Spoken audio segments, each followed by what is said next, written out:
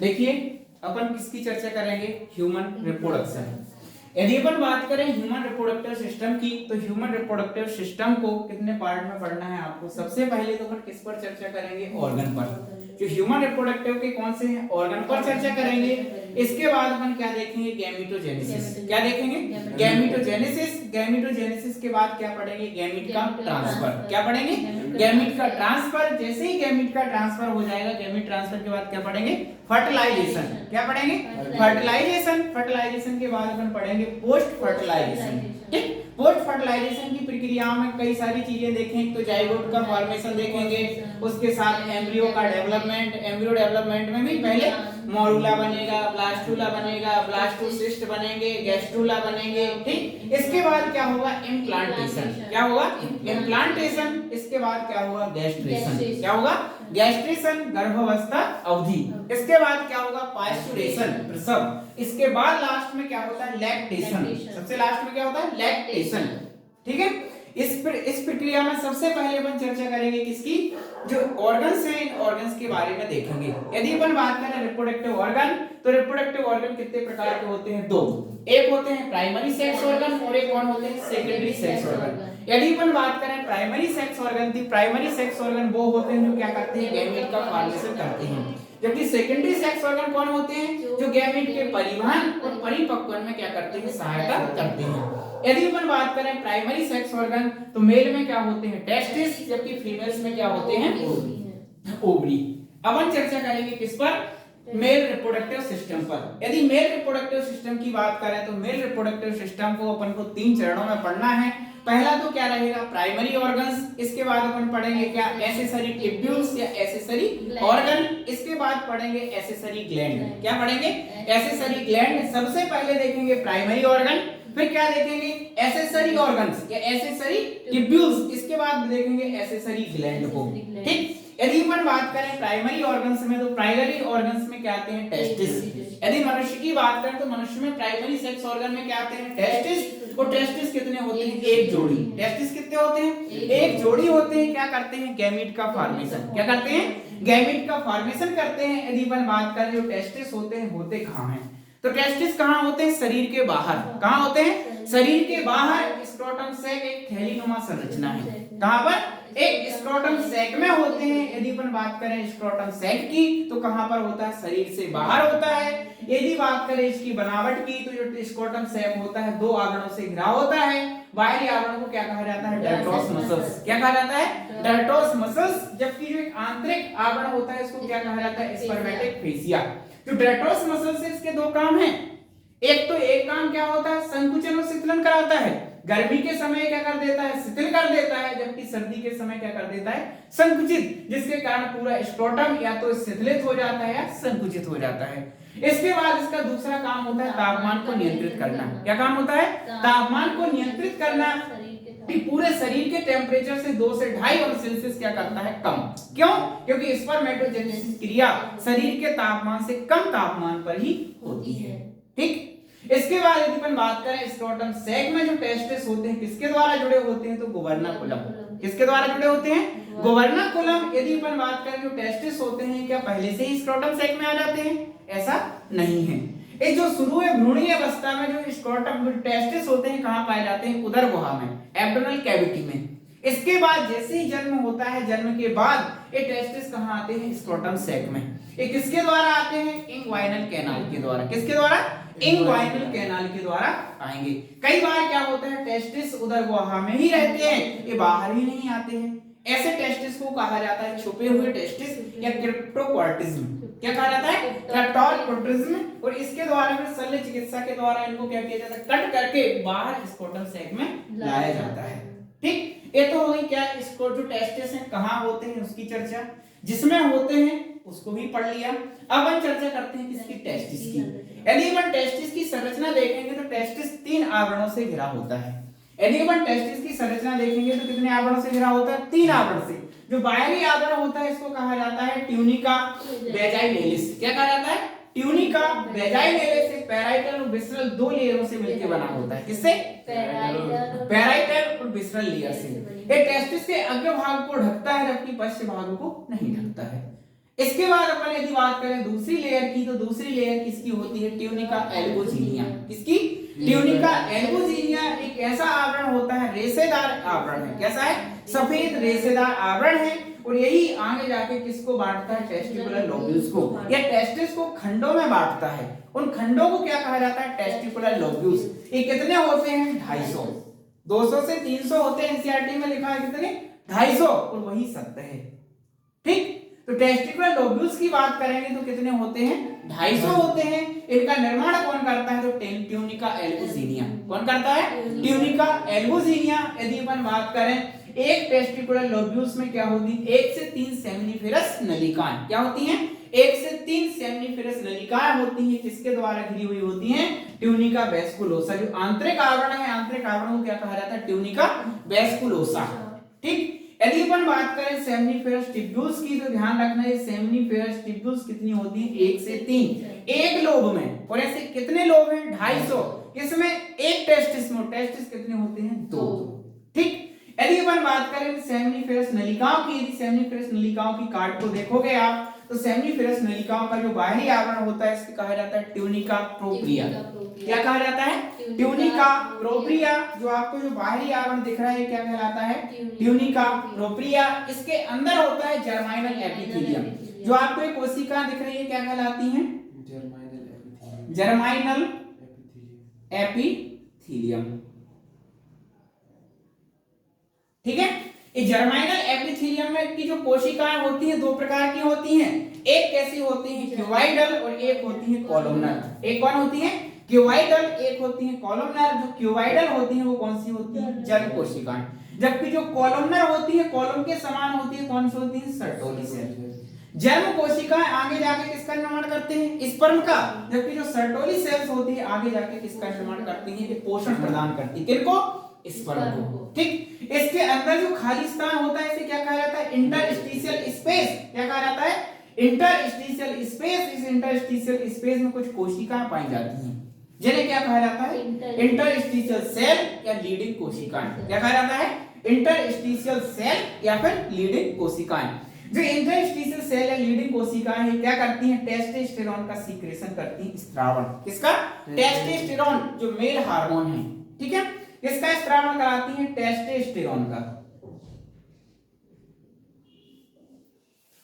किसका स्त्रावण कराती है? टेस्टोस्टेरोन का स्त्रावण करेंगे। यदि अपन इसकी कार्ड देखेंगे तो कुछ इस तरीके से दिखती है। कैसे? देखें, यहाँ पर यदि अपन बात करेंगे तो ये कौन सी हो गई? जर्म कोशिका। कौन से हो जाएंगी?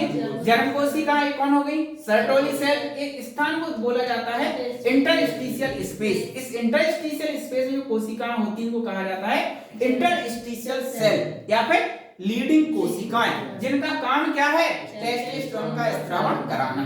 यदि अपन इसकी और एक जर्माइनल एपिथेलियम की यदि अपन एक कार्ड देखेंगे तो कुछ इस तरीके से संरचना देखने को मिलती है। कैसे? देखो, ये क्या होती हैं? Germ cell. जर्म सेल क्या होती है? आकार आकृति में क्या हो जाएंगी? बढ़ जाएंगी, और किसका निर्माण करती हैं? स्पर्मेटोगोनिया। किसका? स्पर्मेटोगोनिया। जो आपको दिख रहे हैं क्या है? स्पर्मेटोगोनिया। ये स्पर्मेटोगोनिया क्या करते हैं? समसूत्री भाजन, जिससे क्या बनते हैं? दो। स्पर्मेटोगोनिया ए, स्पर्मेटोगोनिया बी। यहां पर ध्यान रखना, स्पर्मेटोगोनिया ए विभाजन ही नहीं होता है। ठीक, इसके बाद स्पर्मेटोगोनिया बी होता है, इसमें विभाजन होता है कौन सा? अर्धसूत्री भाजन। अर्धसूत्री भाजन दो तरीके से होगा, मियोसिस फर्स्ट और मियोसिस सेकंड। जिससे किसका निर्माण होगा? प्राइमरी स्पर्मेटोसाइट का। इसके बाद कौन बनेगा? Secondary spermatocyte. और सेकेंडरी स्पर्मेटोसाइट किसका निर्माण कर देते हैं? स्पर्मेटिड का। ये स्पर्मेटिड कहां पर जाते हैं? सर्टोली सेल के कोशिका द्रव्य में धसे हुए होते हैं, और क्या करते हैं? पोषण प्रदान करते हैं। क्या कहलाते हैं? स्पर्म। ठीक, यहाँ पर ध्यान रखना, डायग्राम में पहचानने की स्पर्म कौन है और स्पर्मेटिड कौन है। जो सर्टोली सेल से जुड़े हुए होंगे वो क्या कहलाएंगे? स्पर्म। जो बाकी कोशिकाओं से सेकेंडरी स्पर्मेटोसाइट से जुड़े होंगे उनको क्या कहा जाएगा? स्पर्मेटिड। ठीक, इस तरीके से यहाँ पर क्या हो जाता है? स्पर्म का फॉर्मेशन। ये स्पर्म बनने के बाद क्या होते हैं? स्पर्म किससे जुड़े होते हैं? तो सर्टोली सेल से जुड़े होते हैं। सर्टोली सेल से रिलीज होंगे। सर्टोली सेल से रिलीज होने के बाद ये कहां पर जाएंगे? इस सेमिनिफेरस ट्यूब्यूल्स में आ जाएंगे। देखो, सर्टोली सेल से क्या होंगे? रिलीज। जैसे ही सर्टोली सेल से रिलीज होंगे, रिलीज होने के बाद ये कहां आएंगे? सेमिनिफेरस ट्यूब्यूल में। सेमिनिफेरस ट्यूब्यूल से कहां पर जाते हैं? सेमिनिफेरस ट्यूब्यूल से नलिकाएं कहां खुल जाती हैं? रेटे टेस्टिस में। कहां पर खुलती हैं? रेटे टेस्टिस में। ठीक, सोच पाएंगे? जो ये रेटे टेस्टिस होता है, रेटे टेस्टिस 10 से 30 नलिकाएं हैं, छोटी छोटी नलिकाएं हैं। ये छोटी छोटी नलिकाएं और बड़ी बड़ी नलिकाओं में खुल जाती है, जिन्हें क्या कहा जाता है? वासा एफ्रेंसिया। क्या कहा जाता है? वासा एफ्रेंसिया। तो यहाँ पर ध्यान रखना है, नलिकाएं क्या करती हैं? एक्सेसरी ऑर्गन है या एक्सेसरी ट्यूब्यूल से नलिकाएं हैं, जिनका काम क्या है? स्पर्म का परिपक्वपन और इसके साथ साथ स्थानांतरण कराना। ठीक, यदि अपन बात करें स्पर्म बनते कहां हैं, तो कहां बनते हैं? जर्माइनल एपिथेलियम या जर्म सेल में। बनने के बाद कहां रखते हैं? सर्टोली सेल में। सर्टोली सेल के बाद क्या होते हैं? रिलीज होने से क्या होंगे? सेमिनिफेरस ट्यूब्यूल से होते हुए कहां पर पहुंच जाएंगे? रेटे टेस्टिस में, जो कितनी होती है? 10 से 30 नलिकाएं। ये रेटे टेस्टिस आगे जाके किस में खुलती हैं? वासा एफ्रेंसिया में, जो कितनी होती है? 10 से 20 या कम होती हैं। ठीक, ये वासा एफ्रेंसिया आगे जाके किस में खुलते हैं? एपिटेडाइमिस में। किस में खुलते हैं? एपिटेडाइमिस में। एपिटेडाइमिस के कितने पार्ट होते हैं? 3। एक कैपोड, कार्पस, कोडा। कितने भाग होते हैं? 3। कौन से? कैपोड, कार्पस, कोडा। एक कोडा या पुच्छीय भाग किस में खुलता है? वासा डिफरेंशिया। किसमें खुलता है? वासा डिफरेंशिया में। यहाँ पर आपको एक बात ध्यान रखनी है, जो स्पर्म का प्रथम संग्रहण है वो कहाँ होता है? एपिटेडाइमिस में। कहां पर होता है? एपिटेडाइमिस में होता है प्रथम संग्रहण। ठीक, अब जो ये वासा डिफरेंशिया है, ये तो एक टेस्टिस की संरचना थी। एक ऐसा ही टेस्टिस यहाँ भी होगा, यहाँ से भी वही संरचनाएं निकल रही होंगी। रेटे टेस्टिस हो रहे होंगे, वासा एफ्रेंसिया, एपिटेडाइमिस, वासा डिफरेंशिया। तो दोनों ओर की वासा डिफरेंशिया मिलकर किसका निर्माण करती है? एजुकेटरी डक्ट का। किसका? एजुकेटरी डक्ट। एजुकेटरी डक्ट में क्या खुल जाते हैं? Seminal vesicles. क्या खुलते हैं? सेमाइनल वेसिकल्स खुलेंगे और किसका निर्माण करेंगे? कॉमन एजुकेटरी डक्ट का। किसका करेंगे? कॉमन एजुकेटरी डक्ट में। इसी में क्या खुल जाते हैं? यूरेटर या मूत्र नलिका। यूरेटर क्या खुलती हैं? यूरेटर। और इस किसका निर्माण कर देती है? यूरेथ्रा या मूत्र मार्ग का निर्माण करती हैं। और ये मूत्र मार्ग आगे जाके किसके द्वारा खुलता है? यूरेथ्रल ओपनिंग के द्वारा। किसके द्वारा खुलता है बोले? यूरेथ्रल ओपनिंग के द्वारा। यदि अपन बात करें इस नलिका में, नलिकाओं के चारों ओर क्या होती है? एक्सेसरी ग्लैंड भी पाई जाती है। एक्सेसरी ग्लैंड कितनी होती हैं? 3। कितनी होती हैं? 3। एक होती है सेमाइनल वेसिकल्स। कितनी होती है? सेमाइनल वेसिकल्स होती कितनी है? तो 2 या 1 जोड़ी। इसके बाद अपन बात करें तो कौन होती है? Prostate gland. कौन होती है? Prostate gland. प्रोस्टेट ग्लैंड कितनी होती है? 1। ये 5 पिंडों से मिलकर बनी होती है, लेकिन होती कैसी है? सिंगल। ठीक, इसके बाद अपन बात करें दोनों ओर क्या पाई जाती है? कॉपर ग्लैंड या बल्बो यूरिथ्रल ग्लैंड। कौन सी? कॉपर ग्लैंड या बल्बो यूरिथ्रल ग्लैंड। होती कितनी है? 2 या 1 जोड़ी। यदि अपन इनके काम की बात करें तो इनका काम क्या है? तो सीमेन का फॉर्मेशन। काम क्या है? सीमेन का फॉर्मेशन। यदि एक स्पेसिफिक कार्य देखें तो सेमाइनल वेसिकल्स सीमेन का 60 से 70% भाग बनाता है। उसके साथ साथ इसमें क्या होता है? फ्रक्टोज। फ्रक्टोज का काम क्या होता है? स्पर्म को ऊर्जा प्रदान कराना। क्या?